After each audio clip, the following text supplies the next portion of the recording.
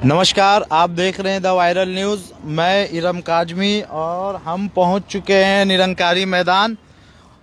और हम निरंकारी मैदान में खड़े हैं कुछ साथी के साथ में जो हमारे किसान भाई है। और ये लोग महाराष्ट्र से लाए हुए हैं अपनी तशरीफ़ जो है यहाँ पर। लोग यहाँ पर फेसबुक पे अफवाह उड़ा रहे हैं कि हरियाणा और पंजाब से आ रहे हैं और ये आने वाले कांग्रेसी लोग हैं। तरह तरह के अफवाह जो है फेसबुक पे उड़ाए जा रहे हैं, र्यूमर्स फैलाए जा रहे हैं। लेकिन जब मैं यहाँ पर जैसे ही निरंकारी मैदान में मैं एंट्री किया तो मैंने देखा कि पहले रॉ में ही खड़े हुए हैं तो काफ़ी सारे महाराष्ट्र और एमपी से जो है हमारे किसान भाई लोग आए हुए हैं। हम उनसे बात करेंगे और बात करके जानेंगे कि इन्हें जो रास्ते में कितनी तकलीफ हुई और कितनी परेशानियों के बावजूद जो है वो अपने मकाम पर अपनी मंजिल तक पहुंचे और आगे इनका जो है मकसद क्या है, सरकार से वो क्या डिमांड करना चाहते हैं। भाई जी नमस्कार, आपका नाम क्या हुआ? मेरा नाम जगन वसावे है। मैं महाराष्ट्र से आया हुआ। तो आप कितने तारीख को महाराष्ट्र से निकले थे? हम महाराष्ट्र से निकले से 23 तारीख को। 23 तारीख को हाँ, निकले 23 थे तारीख को। और आज पहुंच रहे आप यहाँ हाँ, पे? आज पहुंच रहे। रास्ते में कितनी परेशानियां हुई थी आने में? बहुत परेशानियां हुई। यूपी और राजस्थान के बॉर्डर में हमें 2 दिन तक रुकना पड़ा। बारिश में रास्ते पर सोना पड़ा हमको। बारिश गिर रही थी फिर भी हम रुके नहीं। हमने रास्ता जाम कर दिया और मेहंदा ताई के नेतृत्व में हम आखिरकार उनको हरा डाला। अच्छा, और तो यहाँ तक पहुंच गए। प्रशासन ने रास्ते में, पुलिस प्रशासन ने या फिर जो आर्मी थी, मिलिट्री थी, किसी ने भी किसी तरह से साथ दिया या नहीं दिया? राजस्थान के पुलिस ने हमको पूरा साथ दिया लेकिन यूपी के पुलिस ने कुछ साथ नहीं दिया हमको। खाना तक नहीं पूछा हमको। अच्छा, तो मतलब रास्ते में आपको बहुत सारी परेशानियां हुई है। जो हमारे व्यूअर्स है, जो लोग देख रहे सोशल मीडिया पे और लोग जो अफवाह उड़ा रहे हैं कि ये सब अलग अलग राजनीतिक संगठन से ताल्लुक रखने वाले लोग है, कुछ कांग्रेसी है तो कुछ वामपंथी दल से, ऐसे ऐसे करके जो है ना अलग अलग रूमर्स फैला जा रहे हैं। इसके ऊपर में आप क्या कहना चाहेंगे? हम ये बताना चाहते हैं कि हम भी भाजपा से और बहुत सारे पक्ष के यहाँ के लोग आए हुए, लेकिन हमारा एक ही संकल्प है, वो है किसान विरोधी। जो 3 कानून बनाए हैं वो बंद करना चाहिए। कौन सी भी सरकार होने दो, यूपी अब भाजपा के होने दो, कांग्रेस के होने दो, लेकिन हम सच्चाई के साथ खड़े रहना चाहते हैं। तो भाई ने बोला कि भाई जो है बीजेपी से ताल्लुक रखते हैं, उसके बावजूद भी जो ये आए हुए हैं सिर्फ एक ही वजह से आए हुए कि जो 3 किसान विरोधी जो कानून बनाए गए हैं, काले कानून, इन्हें सरकार वापस ले।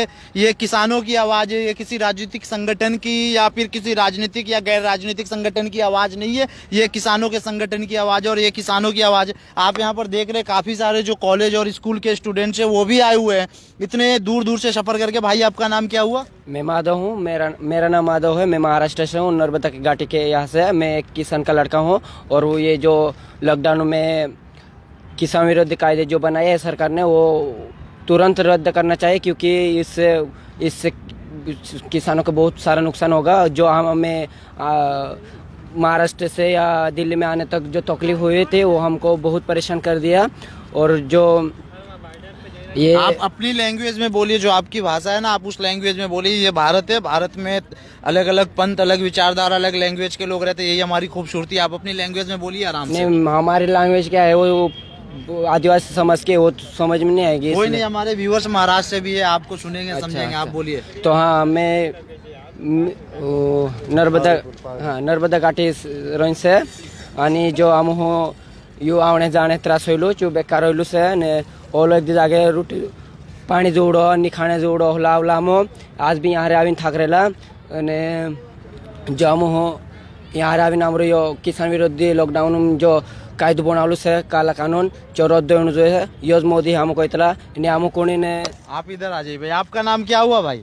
मैं नहीं। अच्छा, आप नहीं बोलेंगे। आप आ जाइए भाई। आपका नाम क्या हुआ? मेरा नाम तेर सिंह। अच्छा, तो आप जो है सरकार से क्या डिमांड कर रहे हैं? आप लोगों की सरकार से मांग क्या है और रास्ते में कितनी तकलीफें हुई?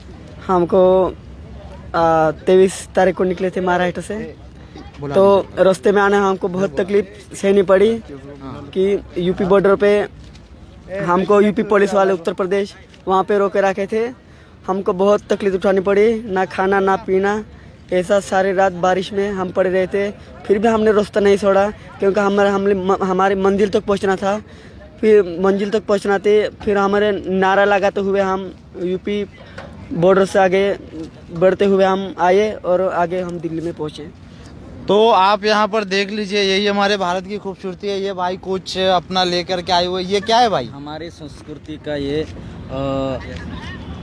हम जो लड़ते हैं हमारे आदिवासी इधर आ जाइए, इधर आ संस्कृति जाइए। में जी जी जी। का उसका ये एक संस्कृति इसे का- इसे वैसे बोलते क्या है ये? मैं थोड़ा धनुष्यबाण। धनुष्यबाण, इसे मैं छू सकता हूँ? हाँ। कोई दिक्कत तो नहीं ना? दिक्कत नहीं। तो ये इसको जो है आप लेकर के आए हुए हैं, इससे क्या मतलब मैसेज क्या देना चाहते हैं सरकार को आप?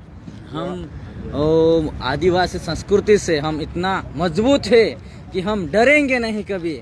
हम तो भी ये अपनी जो सांस्कृतिक हथियार है, जो आदिवासियों का जो सांस्कृतिक हथियार है, ये उसे लेकर के आए हैं। और ये कहीं ना कहीं केंद्र सरकार को इस हथियार से चेताना चाहते हैं कि हमारा सांस्कृतिक हजारों साल लाखों साल पुराना है, हम अपने संस्कृति से पीछे, सांस्कृतिक से पीछे नहीं हट सकते हैं। आपका नाम क्या हुआ भाई? गुलाब सिंह पावरा, हम नंदुरबार जिले से, महाराष्ट्र से हैं। तो हम जो किसान विरोधी कानून बनाए गए हैं, वो 3 कानून, वो वापस लेना चाहिए केंद्र सरकार। जो किसान के बाजू में है, वो बहुत किसान का उसमें बहुत नुकसान हो सकता। कंपनी राज ला रही है सरकार इस कानून के विरोध, कानून के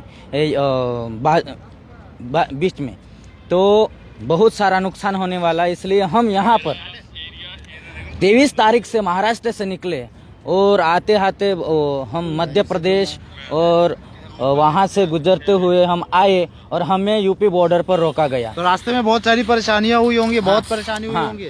उस दिन 25 तारीख को रात हम यूपी बॉर्डर पर पहुंचे थे। वहां पर हमें रोका गया और ऊपर से आदेश आया है ऐसा बोलकर हमें रुकवाया गया।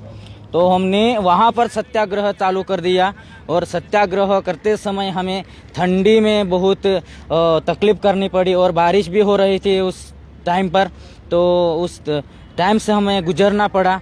फिर बाद में हम सत्याग्रह करते करते 26 और 27 नवंबर को हमने बहुत सारा सत्याग्रह करते समय बाद में सरकार को, केंद्र सरकार झुकना पड़ा और योगी सरकार को भी झुकना पड़ा। बाद में हमें वो बॉर्डर खोलना पड़ा और हम वहाँ से कल रात को यहाँ पहुँचे और यहाँ पर हमारा और आंदोलन जारी रहा है और चालू रहेगा।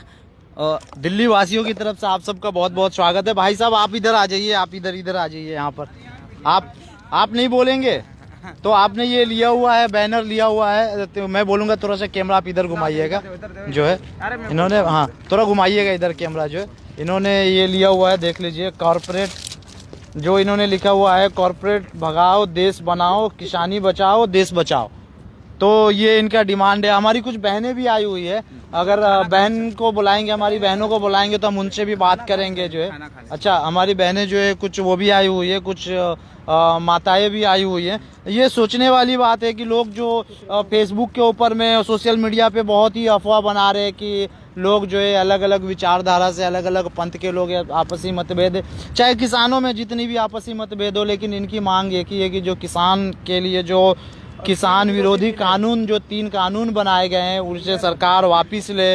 इससे किसान बहुत ही नाराज़ है। ये हमारे भाई जो है यहाँ पे महाराष्ट्र से आए हुए हैं, ये सारे के सारे किसान के बच्चे हैं। ये वही किसान के बच्चे हैं जो आगे चल के देश में अपनी जो है सेना में सेवा देते हैं। किसान के जो बच्चे देश की आर्मी में, बॉर्डर पे जो है देश के दुश्मनों से लड़ रहे हैं, और जो उनके पेरेंट्स हैं, उनके जो छोटे बच्चे हैं, वो देश में सरकार से लड़ने के लिए देश की राजधानी दिल्ली में पहुंच चुके हैं। आप देख रहे थे द वायरल न्यूज़, मैं इरम काज़मी।